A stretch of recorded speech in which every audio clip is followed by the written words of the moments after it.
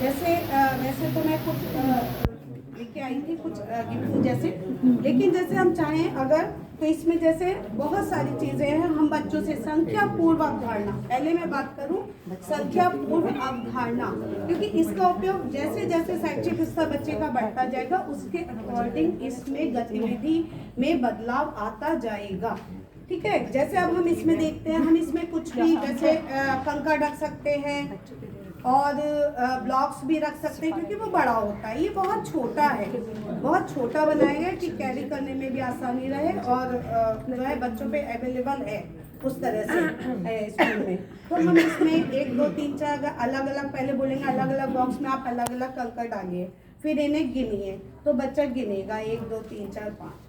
ठीक है, और उसके साथ ही हम उसमें कलर भी करवा सकते हैं कि कितने में, या हम जैसे किसी से कह दे भाई कंकड़ रखो अपनी पसंद के, उसने रख दिए 4 5 में, फिर पूछेंगे बाकी कितने बचे और सारे गिनो, तो बच्चों को धीरे धीरे समझ हो जाएगी। और ये हमें, मैंने एक चीज देखी है हमारे बेसिक के बच्चों में, या तो उनके साथ कहो घर में उस तरह से संवाद नहीं होता, मतलब उन्हें आप कितना भी सिखाओ लेकिन उन्हें टेक्निक नहीं आती। जैसे हम बोलते हैं मैथ में, जैसे हम बोलते हैं अभ्यास और चिंतन के बाद बच्चा उसमें एक सिद्धांत निर्मित कर लेता है कि ये ऐसा होता है, कि ये 5 है। कितनी बार उन्हें उस सिद्धांत का हमें निर्माण करना पड़ता है कि बेटा जब 5 बोलो ना सीधे उंगलियां बोल दिया करो, 10 होते सीधे उंगलियां बोल दिया करो, लेकिन बार बार वो उस चीज को गिनते हैं। तो उस सबसे ज्यादा मैथ में जो मैं मानती हूँ आवश्यक है कि बच्चे को उस सिद्धांत को, उस टेक्निक्स को हमें याद कर करके बताना है।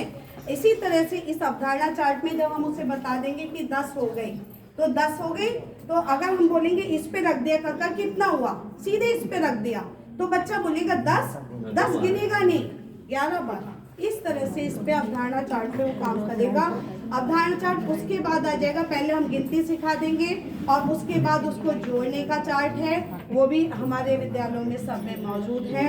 और जो है इसमें, लेकिन बस ये हर एक में कुछ अंतर है, जैसे इसमें 0 से 9 तक, 0 से 9 तक। फिर उसमें सेम पिछली भी मीटिंग में किसी ने बताया था, जैसे 1 और 1 इस तरह से जोड़ेंगे कि कितना आ गया, ये 2 आ गया। तो इस तरह के, अब इस चीज को मैं कैसे कर सकती हूँ अपने बच्चों के साथ, करती हूँ पहले जोड़ उन्हें आते हैं, तो जोड़ आते हैं तो उसका आंसर चेक करने के लिए कह दूंगी कि भाई ये देखो अब अपना आंसर चेक करो आप इससे, जब उन्हें आ जाए तब। तो इस तरह से हम बहुत सारी गतिविधि कर सकते हैं। ये अवधारणा चार्ट का मुख्य उद्देश्य है कि उसको संख्या पूर्व हम कैसे सिखाएं, संख्या आ जाए तो कैसे सिखाएं, समूहन कैसे करें, 5 5 का समूहन करना, 10 10 का बताना, या 2 2 का समूहन करना। इस तरह से हम बहुत सारी गतिविधियां अवधारणा चार्ट से बता सकते हैं। ठीक है, ये